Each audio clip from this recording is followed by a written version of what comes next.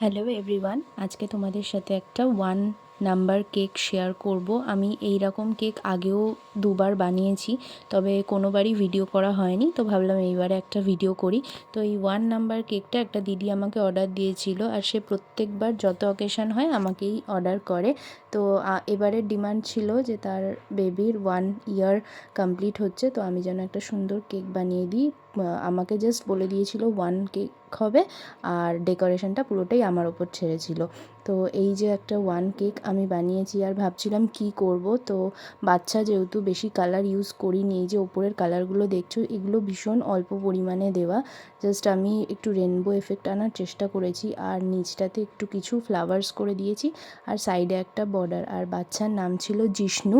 তো ওর নামটা ভাবছিলাম কিভাবে দেব, তো একদম ওপর থেকে নিচ অবধি পুরো দিয়ে দিয়েছি, আর কিছু পার্ল দিয়ে আমার কেকটা কমপ্লিট করেছি। তো তোমরা দেখে জানিও তোমাদের এই কেকটা কেমন লাগলো। আজকের মতো টাটা।